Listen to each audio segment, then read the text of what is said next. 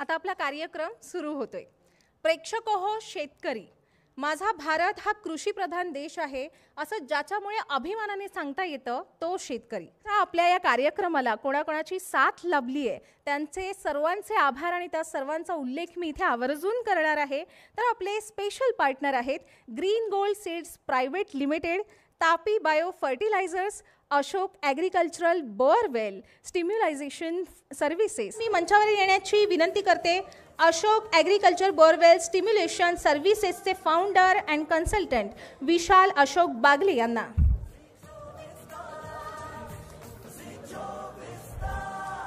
कमीत कमी खर्चात सोप्या पद्धतीने आणि उत्तम परिणाम देणारे केमिकल स्टिम्युलेशन तंत्रज्ञान विकसित करून श्री विशाल बगले यांनी शेतकऱ्यांसाठी मोठे योगदान दिले। हे तंत्रज्ञान गेल्या 20 वर्षांपासून महाराष्ट्रासह विविध राज्यांमध्ये यशस्वी ठरत असून हजारो शेतकऱ्यांना याचा लाभ मिळालाय। IIT धनबादचे माजी विद्यार्थी असलेले श्री बगले यांनी सेल भारत सरकार येथे कार्यकारी अभियंता म्हणून देखील काम केलेले आहे। झी 24 तास आयोजित कृषी सन्मान 2025 मध्ये मी पुन्हा एकदा आपल्या सगळ्यांचं मनापासून स्वागत करते। खरं तर शेती म्हटलं की शेती, माती, पाणी आणि त्याला लागणारं खत आणि हेच आहेत खरं तर शेतीचे आधारस्तंभ आणि त्याच दृष्टीनं हे पुढचं चर्चासत्र आपण आयोजित केलेलं आहे आणि यामध्ये या चर्चासत्रात काही मान्यवर माझ्याबरोबर आहेत, त्यांची थोडक्यात ओळखसुद्धा मी तुम्हाला करून देते। अशोक ॲग्रिकल्चरल बोअरवेल स्टिम्युलेशन सर्व्हिसचे founder consultant Vishal Bagle sir आपल्याबरोबर। सर नमस्कार, स्वागत तुमचं मंचावर। आता आपण ऊसाचा विषय काढला आणि आपण बघितलं ज्या भागामध्ये पाणी आहे तिथे ऊसाचं उत्पादन अगदीच होतं, पण जिथे पाणी नाही आणि अशा ठिकाणी शेतकऱ्यांची नेहमी ओरड असते की आम्ही पण काढलं असतं ऊसासारखं उत्पादन, ऊसासारखं पीक आम्ही पण घेऊ शकलो असतो, पण तुम्ही एक तंत्रज्ञान विकसित केलेलं आहे आणि हे खूप वेगळं तंत्रज्ञान आहे। IIT मधून आपण शिकून आलात आणि का आपल्याला एकतर हे तंत्रज्ञान विकसित करावं असं वाटलं आणि नेमकं काय आहे हे तंत्रज्ञान? नमस्कार। सर्वप्रथम तर या स्टेजचा मला नक्कीच फार फायदा होईल, कारण की पाणी हा शेतकऱ्यांसाठी सर्वात महत्त्वाचा प्रश्न आहे। म्हणजे तुम्ही शेतकऱ्यांना बी बियाणे, खत किंवा म्हणजे अद्ययावत बी बियाणे किंवा मॉडर्न टेक्नॉलॉजीचे यंत्र वगैरे दिले नाहीत तरीसुद्धा ते पारंपरिक पद्धतीने तयार करू शकतात, मात्र जर पाणी नसेल तर पीक येऊ शकत नाही।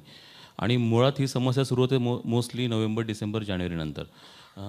आता माननीय आमदार सर इथे आहेत गोगाले साहेब, त्यांनी मगाशी पण सांगितलं की रोप म्हणजे आपण फलोत्पादन वाढवण्यासाठी विदर्भाकडे चांगले रोप वगैरे द्यायला पाहिजे।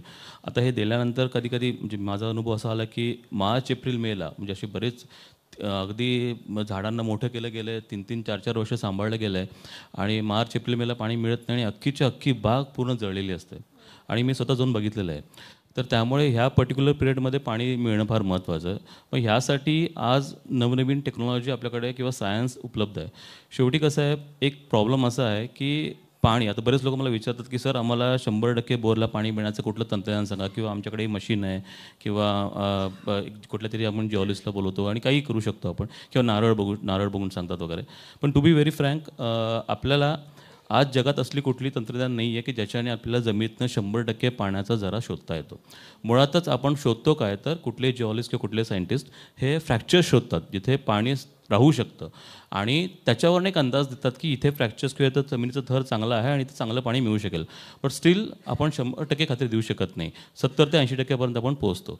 मग आता काय करायचं तर अशा वेळेसमध्ये आपल्याला जो काही ग्राउंड वॉटर आहे म्हणजे खालचं जमिनीतलं जे पाणी आहे ते आता बऱ्याचदा असंही होतं की पाऊस पडतं बरंच, आता फार चांगला पाऊस झाला तरीही आताही मला फोन येतात की बरेच की बोरला पाणी नाही आहे।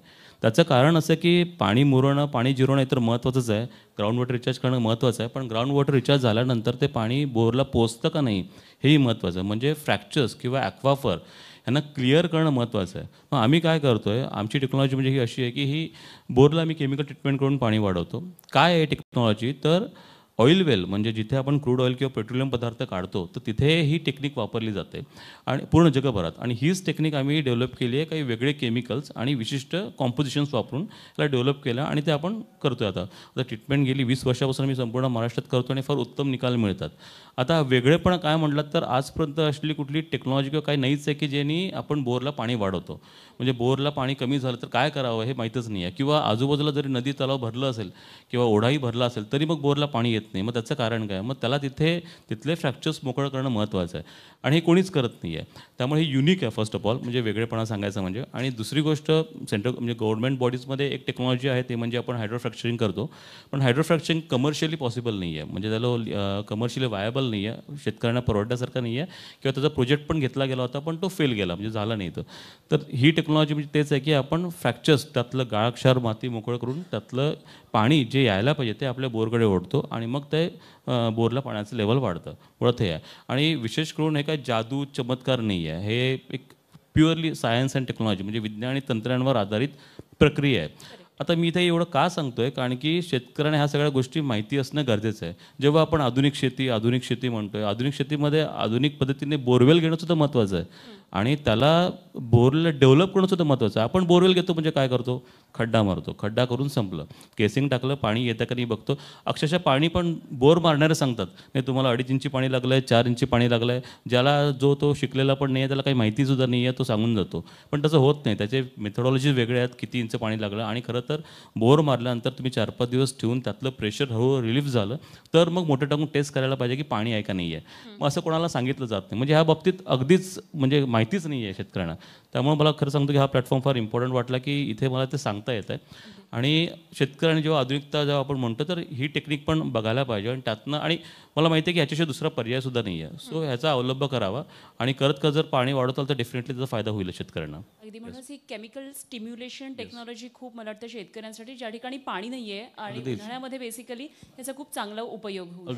अगदीच. आणि जसं मी आत्ता म्हटलं की बऱ्याचदा आपलं म्हणतो की 100% खात्री देत नाही आपण, म्हणजे पाण्याचं माहिती नाही आपल्याला. पण असं नाही म्हणून चालत नाही. म्हणजे तुम्हाला मी खाईल तर तुपाशी खाईल तर उपाशीला असं नाही चालत. नाही ना, 70-80% खात्री आहे ना. मग काय दिलं देवाने आपल्याकडे? देवाने थोडं राखून ठेवलं हातात की बाबा मी पाणी, तुला विज्ञान दिलं ना, तू विज्ञानच्या आधारे पाणी घे. मग आपण ह्याच्या थ्रू केलं तर ह्याच्यामध्ये आमचा अनुभव असा आहे की साधारण 70 to 80% केसमध्ये रिझल्ट फार चांगले येतात. 100 जर मी बोर केले तर 70-80 बोर चालू होतात. अगदी 5 मिनिटं चालणारे बोर हे 5-5, 6-6 तास चालतात. अगदी काही बोर 8-8 तास, 24 तास पण चालतात. पण त्याच्यामध्ये लिमिटेशन्स आहेत, म्हणजे 20-30 बोर चालू होत नाहीत. पण तिथे जिओलॉजी प्रॉब्लेम आहे, जिओलॉजिकल अडचणी आहेत आणि हे शेतकऱ्यांनी समजून घेणं महत्त्वाचं आहे.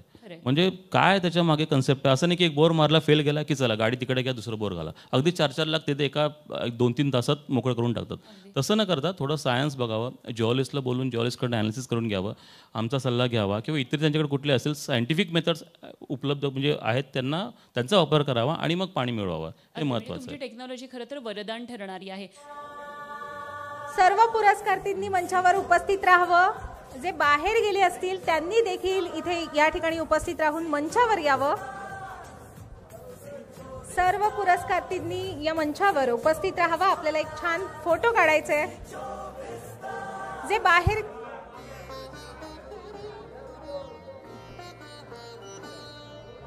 सर्वांनी मंचावर उभं राहावं. आपल्याला एक छान फोटो काढायचा आहे. सर्व पुरस्कारार्थींनी मंचावर उपस्थित राहावं.